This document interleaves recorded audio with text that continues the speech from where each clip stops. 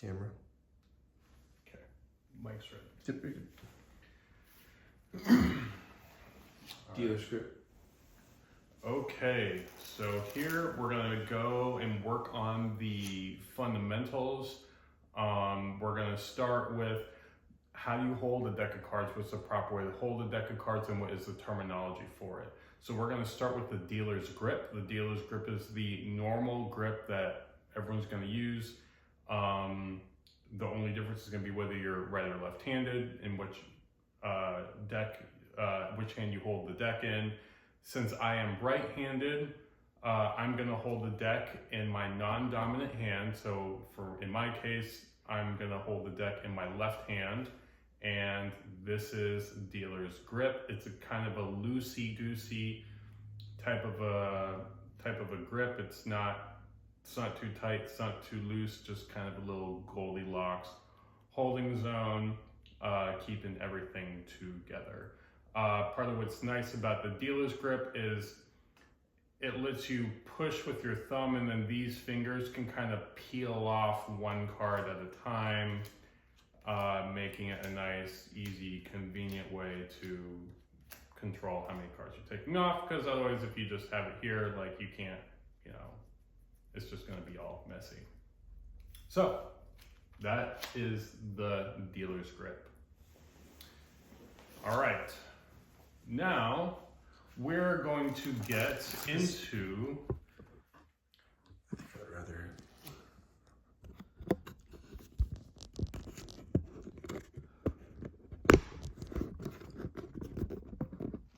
I can redo the dealer's grip. It doesn't take very long. No, it's just, this is... I kind of want you to be the center of attention here.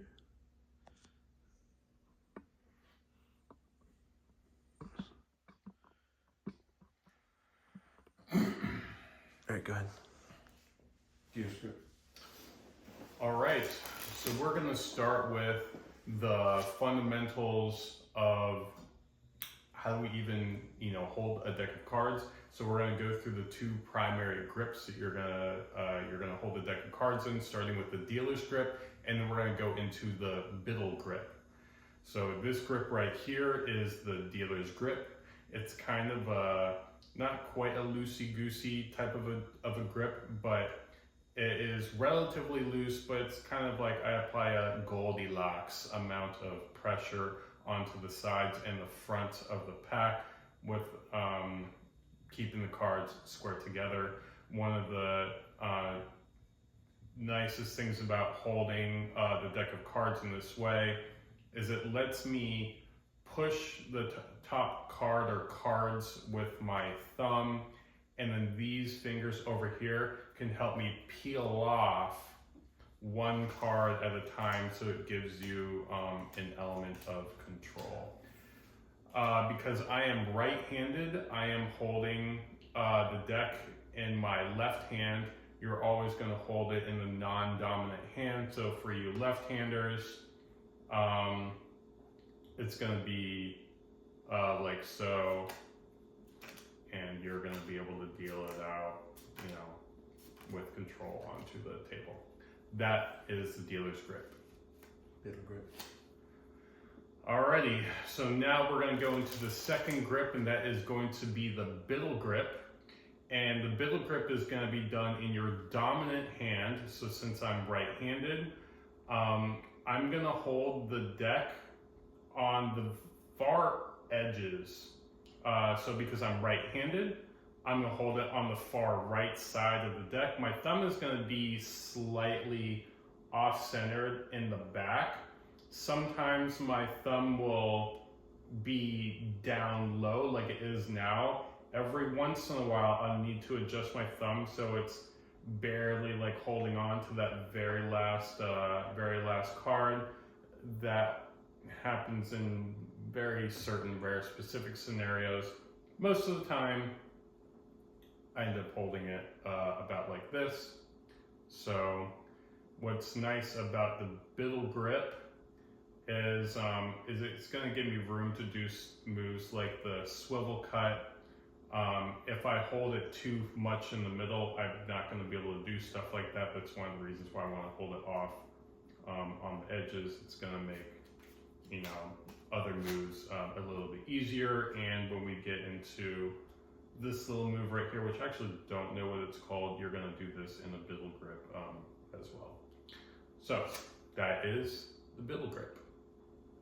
Most efficient way to cut cards. All right, so now we're going to get into the most efficient way to cut a deck of cards. Most people, when you hand them a deck of cards and you're like, hey, please cut the cards, they're going to do something like this. They're going to grab it and then maybe like put it on the bottom, or they're going to do something like this, or, you know, maybe they'll do that. All of that is fine and dandy, but we're going to look like real pros when we do our cuts very efficiently. And that's going to be involving a biddle grip. So in the biddle grip, you're going to hold it off to the side and the edges with your thumb slightly off centered as well. You're going to take your pointer finger and you're going to grab a pack of cards and be able to move it up, and you're going to be able to swivel it out. So from here, you're going to grab a pack, swivel it out, and you're going to insert this top portion of the pack into the crotch of your thumb. So you pick it up, swivel it out, crotch the thumb, pull it out, and then you can kind of drop it into a kind of a dealer's grip. And every time I cut, I'm always going to grab with the crotch of the thumb, let it fall back into the middle, complete it. So this is how it kind of looks in actuality. So this is the most efficient way to cut a deck of cards. You also see it when I do my classical force. I do swivel cut and go into my little thing. So great way, cut a deck of cards, most efficient way to cut a deck of cards. Around the World Cup. All right, so now we're going to get into the Around the World cut. This is a cut that I had invented. I think it was the first move I invented, and I got the idea of this from the classical pass, which I really don't like. I've never liked the classical pass. You can look up the pass on YouTube if you like. But I just never got good at it. Basically, the classical pass was a way of getting like a card from the middle of the deck to the top without your person like seeing it. So if this was the card, you'd put it on top, but you'd have like a break or something like that, and you would reach behind, grab like the top portion of the pack, and now the card from the middle would come up to the top. Never got good at it. I prefer to do a Herman pass. But this was also the inspiration for now what I call the Around the World cut. So you're going to hold the deck in biddle grip, and you're going to peel off the top packet, but you're not going to swivel it out. You're just going to hold it and then peel it up. Your non-dominant hand, you're just going to kind of scissor. You're going to reach around and scissor this top packet, but you're going to do it from behind. So from this point of view here, you're going to pick it up, reach in, scissor it, and you're going to lay it in your hand, so a dealer's grip, but then you're just going to go full circle and it goes back on top. So again, pull, reach in, go around, and just throw it back on top again. I'll show you what it looks like in real time. So it looks like this. For this camera angle or point of view, it's here. And I guess I'll do it again here. That's what it looks like in real time. I love doing it. It looks just like a normal, I mean, it kind of looks just like a normal cut that like a normal person would do, but you just do a full 360 and throw it back on top. So that's the Around the World cut. one-handed cut.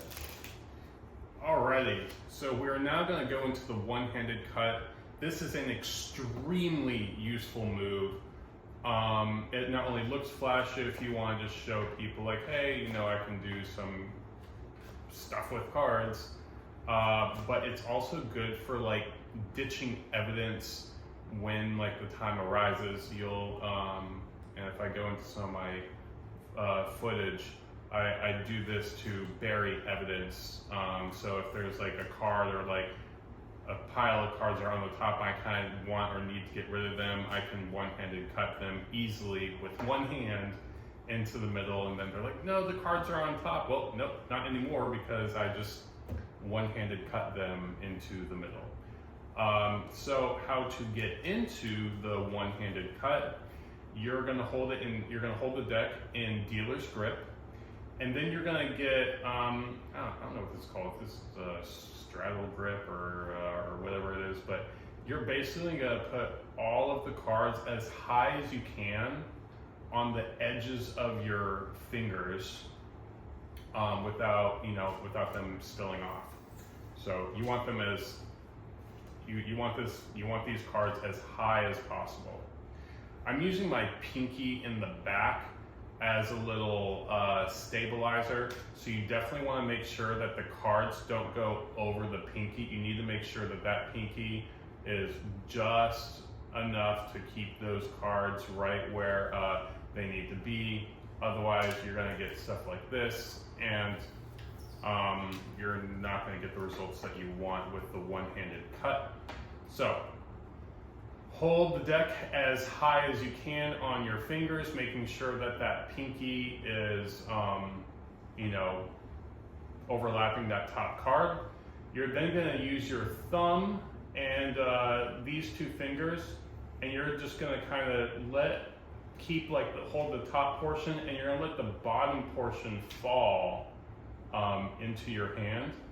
Now you need to take your pointer finger, and you're going to take it and push that whole pack until it kind of overcomes it, and you're going to sandwich it back on top. So it looks like this in real time. You just need to really make sure that that pinky is kind of holding everything. I feel like this is what people struggle with the most, is making sure that that pinky just doesn't let everything fall off. It does, for some of you who are like, oh, I just don't have the dexterity. Hey, look, I didn't either when I first started. It definitely took practice, and over time, I just got better at it, and my dexterity in my left hand increased. I don't know if I can do this in my right hand. I've never really tried it, but okay. Like, obviously, I didn't do it as good as I can in my left hand, but I still got it done, making sure the pinky is right where it needs to be, and yeah, we're still making it happen. All right, so that is the one-handed cut. Riffle shuffle. All right, so now we're going to go into a couple shuffles. We're going to do the riffle shuffle. I'll show you the on the table riffle shuffle. I'll also show you an in the hands riffle shuffle. So there are probably people who do the riffle shuffle more efficiently than I do, and you could probably look those up online. The way I do it is just good enough for me that I've never bothered to get really more efficient at it. So there's my disclaimer. I'm not the most efficient person of all time at doing the riffle shuffle, but I'll show you how I do it anyways. I take the cards, I hold them in biddle grip, and I kind of riffle down until I get about half of the pack. I take one half in this side, the other half and the other side, and now I need to square them up. So once everything is nice and squared, I'm kind of gonna hold the cards in, like, I'm gonna say a double biddle grip, just about, with the pointer fingers in the middle applying pressure, and the thumbs are gonna be just enough where I'm gonna be able to let, just a couple cards fall at a time. Now, once you get here, you just need to make sure that these fingers right here and your thumbs are kind of putting pressure down the top. Apply pressure, and then you can let these fingers out and the cards will shuffle, the little riffle shuffle themselves. Some people that only riffle shuffle and they do not do the bridge, right? They just put it in. The cards will then like have like a U shape to them, especially if they do it a lot, which is one of the reasons why I like doing the bridge. The bridge not only kind of straightens the cards out again, but it also looks flashy to people who, I don't know, like seeing it. It sounds cool too. Your riffle and the follow through. So that is the on the table riffle shuffle. For the in the hands riffle shuffle, it's going to be the same. You're going to hold it in a biddle grip and you're going to riffle down the deck until you get to about the halfway point. Pull it out, straighten it up. Now here, you really want to like grab it with these three fingers here so I can hold it this way. And once you're here, I'm gonna like really hold it and just make sure my thumbs are on the edges. And you just have to really squeeze with like these fingers here, with these bottom fingers, because otherwise they'll just fall and you're gonna do it in the air like this. Go back into your little riffle. I hope you guys can see that as clearly as possible. I'm just really grabbing it at the bottom as best I can, bending it with my thumbs and letting it just fall off. And that is the riffle shuffle. Overhand shuffle. Okay, so the next shuffle that we're going to get into is going to be the overhand shuffle. I rarely use the overhand shuffle, but I do it in a few instances, and it's also going to be the most common type of shuffle that your spectators are going to use. So if this is the overhand shuffle right here, all we're doing is we're holding it in, I'm going to say a reverse biddle grip. Like a normal biddle grip is here, but now you're going to kind of hold it on the bottom, and you're going to let some cards fall from the top of the pack into your hand, and then you just keep throwing cards from the top into your hand until you've done all of it. You can do it, a few times, and that is the overhand shuffle. Hindu shuffle. So the Hindu shuffle is a really useful shuffle for like a couple of tricks. You can also use it to force a card, which is nice and interesting. But basically, you're gonna hold it in this type of a grip. I don't know what this type of a grip is called, or if it even has a name. But you're gonna hold it like this, kind of towards the top of the pack with your pointer finger here. And all you're gonna do is you're gonna take your non-dominant hand, you're gonna grab some off the top, let them fall into dealer's grip, keep grabbing from the top. What's nice about this is that bottom card is never going to change. You just keep grabbing from the top until you throw it on there. So this is what the Hindu shuffle looks like in real time. And let's see, is there anything else? I don't think so. So there you go. That is the Hindu shuffle. Fancy shuffle. Alrighty, so we're gonna go into like the one, what I'm gonna call a fancy shuffle. Other people, they're just gonna say it's a cut. It really doesn't matter to your spectator. It's gonna kind of look like a shuffle. To other magicians, they're gonna be like, oh, you're cutting the cards. Look, bro, it just matters what the spectator thinks or views, and if they like it and they call it a shuffle, I'm gonna call it a shuffle. And that's it. Anyways, so this is the shuffle that I like to use. I like it because it's kind of simple yet flashy at the same time. This shuffle is also a false shuffle. So whatever the deck order is, by the time I'm done with the shuffle, I just rotate all of the packets and it goes back into the exact same order that it was at to begin with. So just to show, let's say I have these 3 cards on the top, and I'll put these 3 cards on the bottom, and let's say I'll just put another 3 cards in the middle. Okay, so just to show you, this 3 is on the top, these 3 are in the middle, and these 3 are on the bottom. This is what it looks like. And again, we still have the same 3 on the top. We still have the same 3 in the middle.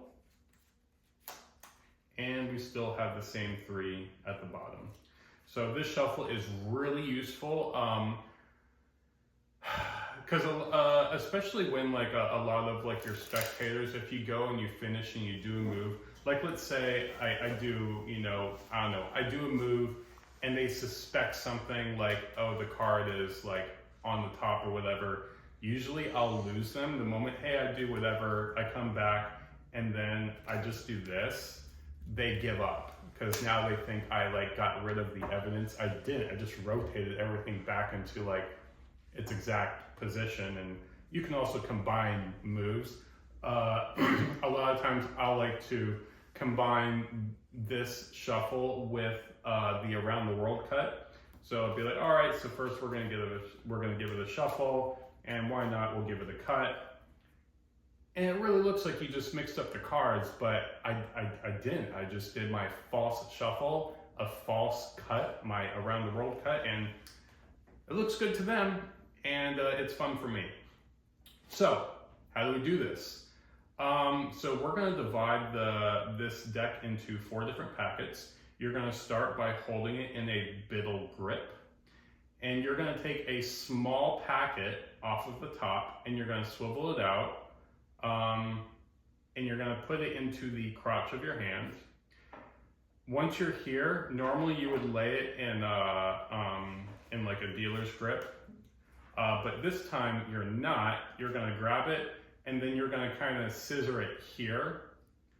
So you're going to bend your pointer in, and you're going to swivel this packet out like so.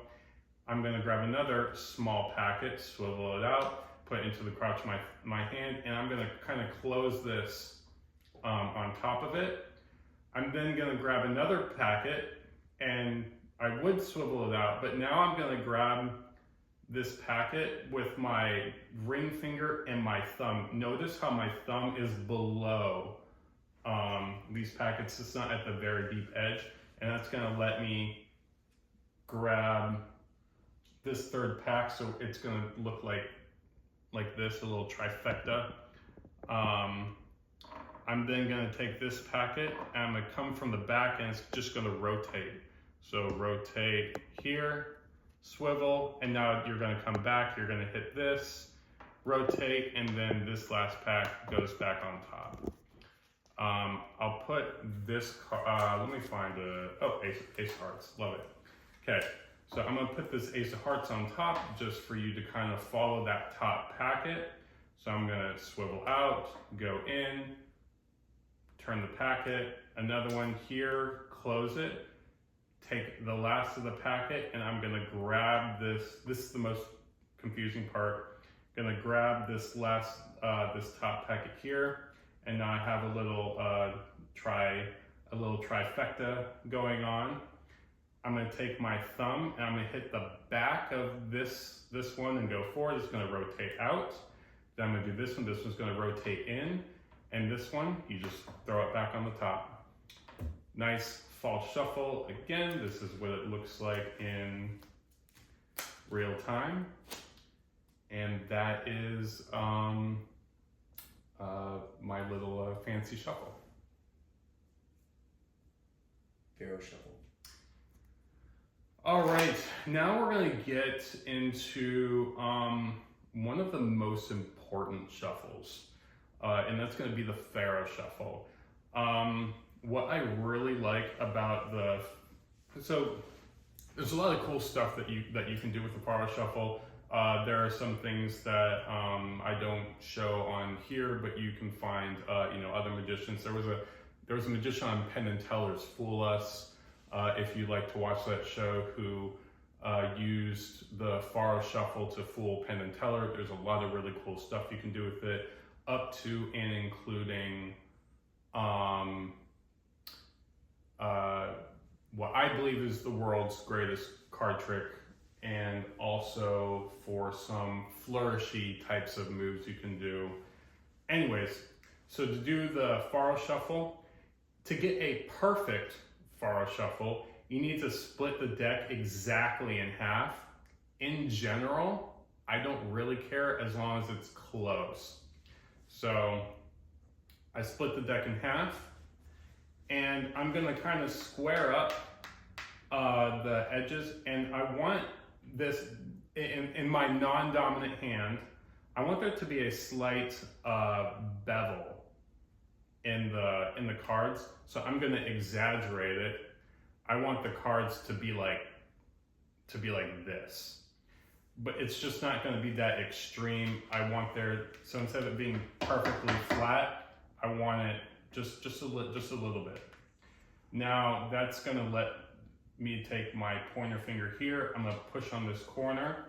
I'm gonna grind this corner into that corner, and I'm just gonna, all I do is really just this motion, and everything it falls like perfectly. And now you can see every card is basically perfectly intertwined between each other all the way down the pack, which is super cool.